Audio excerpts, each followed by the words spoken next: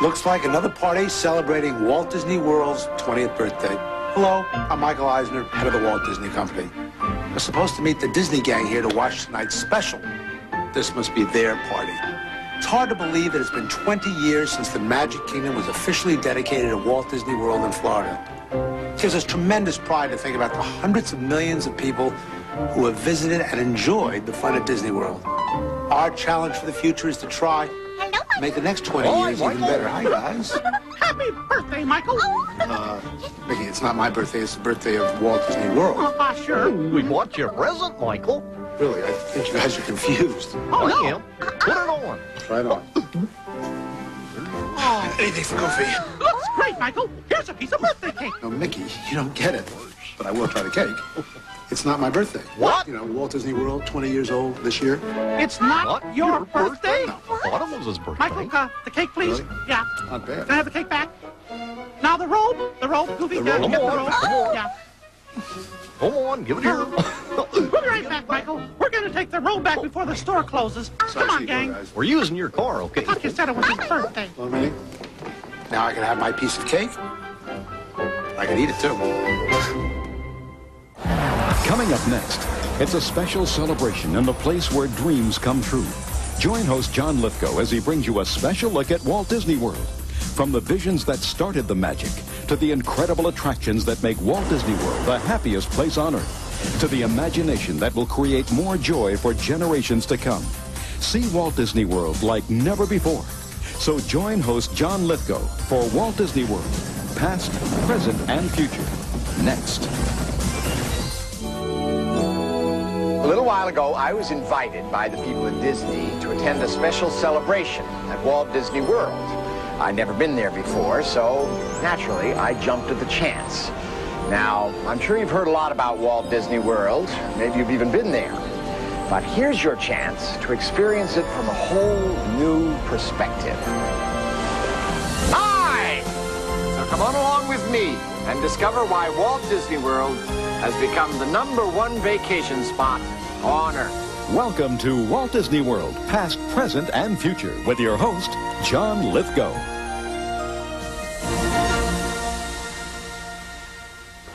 You know, this is really a treat for me. Like everybody else, I grew up with images of Disney on television, in the movies, everywhere. In a way, Disney has helped me stay a kid all my life. Now, I'm an actor, but on this trip, the only role I'm playing is myself. Wide-eyed tourist, doting dad, middle-aged kid who just can't seem to grow up. And being an overgrown kid, I've never quite lost my curiosity. Now, when I came here, sure, I wanted to ride the rides and see the sights, but also, I wanted to know what went into creating this place that I've heard so much about. And what I've learned is, there's a reason Walt Disney World is the #1 vacation destination on Earth, and the reason is very simple. They planned it that way. And what they've created here is like no other place I've ever seen. Walt Disney called it his greatest dream. And considering how many dreams Disney brought to life, that was saying something. From the very beginning, this place was designed to be one of a kind. What the Walt Disney Company has created is more than a collection of theme parks. It's an entire themed world. A world that blends imagination and storytelling, builds it with painstaking planning and detailed construction, and then showcases it in whimsical architecture and art direction. The result is what some people have called the art form of the 20th century. The Walt Disney World story starts where all great stories do, in the beginning. This one began 3,000 miles west of here in an orange grove in California, where the fact is there never would have been a Walt Disney World if there hadn't been a Disneyland. So let's go back to the beginning of the story. Once upon a time, in 1954. As a child, growing up in Yellow Springs, Ohio, I remember watching television every Sunday night and seeing Disneyland being built. All of us kids dreamed of someday going there. What an amazing place. Every component was designed, or storyboarded, as we say in Hollywood, like a Disney movie. Walt Disney gathered together architects, engineers, and movie storytellers and named them Imagineers. Together, they planned Disneyland to be the first themed entertainment park. Every land had a theme. Main Street USA, Adventureland, Tomorrowland, Fantasyland, and Frontierland.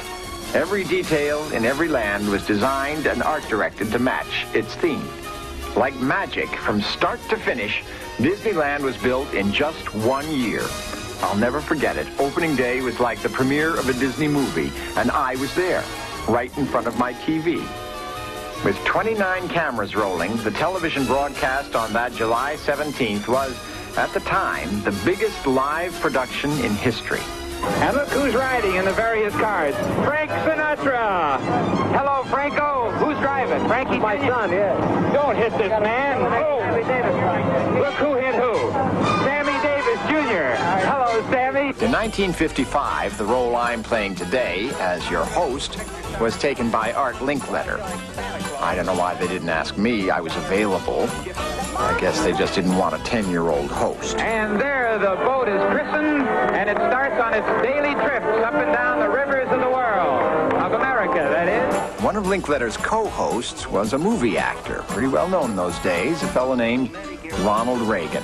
With the first visitors to travel through the gates of time and into our very historic past. People got the message. Disneyland was one of a kind. The detail and planning were evident everywhere.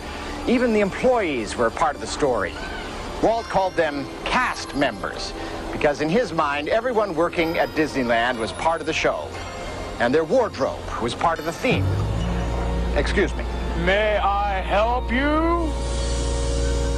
Disneyland was something people had never seen before, and see it they did.